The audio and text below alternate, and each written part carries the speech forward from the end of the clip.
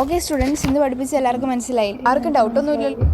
Miss, എനിക്കൊരു doubt ഉണ്ടായിരുന്നു. താൻ എവിടെ നോക്കി നിൽക്കുക? വേറെ ആർക്കും ഡൗട്ട് ഉണ്ടോ? ഇല്ല, തനിക്ക് മാത്രമേ ഉള്ളൂ ഡൗട്ട്. എവിടെ ശ്രദ്ധിച്ചിരിക്കുവാണോ താൻ? ഞാൻ എത്ര വ്യക്തമായിട്ട് ഇവിടെ പറഞ്ഞു തന്നത്. എന്തായാലും താനൊരു കാര്യം ചെയ്യും, 50 എംപോസിഷൻ എഴുതിക്കും, എന്നിട്ട് എന്നെ കാണിച്ചിട്ട് താൻ പോയാൽ എംപോസിഷൻ എഴുതുമായിരുന്നു. മിസ്സിന് എന്തോ എൻ്റെ അടുത്ത് ദേഷ്യമുണ്ട്. അല്ല, എന്നോട് എന്തിനു ഇത്ര ഇത്?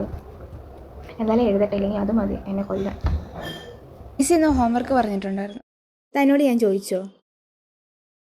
ഇനിയിപ്പോൾ ആരും ചെയ്യാത്തോണ്ട് ഇനി തുടങ്ങും. എടാ, തന്നോട് ഞാൻ ചോദിച്ചോ? തന്നോട് ഞാൻ ആവശ്യപ്പെട്ടോ? വലിയ ഓവർ സ്മാർട്ട് കാണിക്കല്ലേ. എന്തിനാ എൻ്റെ മുക്കിട്ട് കയറി? ആൻസർ ഷീറ്റ് വരുമ്പോൾ എല്ലാവരും ബഹളം വെക്കാതെ സൈലൻ്റ് ആയിട്ടിരുന്നോ കേട്ടല്ലോ. ആരതി 50/50. വർഷ?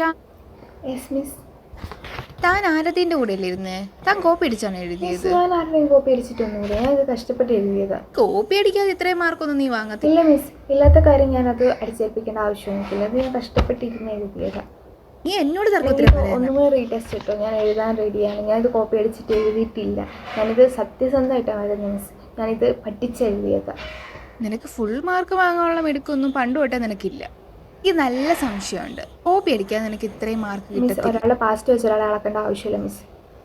സഹിക്കുന്നൊരു പരിധിയുണ്ട് മിസ്, എല്ലാം കൂടെ. എടി നീ എന്നെ ഭരിക്കാൻ മാത്രമല്ല, നീ നാളെ പേരൻസിനെ കൊണ്ട് ഇവിടെ വന്നാൽ മതി, അതും പ്രിൻസിപ്പളുടെ ഓഫീസ്. എന്നിട്ട് നീ ക്ലാസ്സിൽ കയറിയാൽ മതി. എൻ്റെ പേരൻസ് ഇവിടെ ഉണ്ടാക്കാൻ വിട്ടൊന്നുമില്ല, പഠിക്കാനാണ് വിട്ടത്. മിസ് എന്തിനാ എന്നോട് ഇത്ര ദേഷ്യം? എനിക്ക് മനസ്സിലാവും.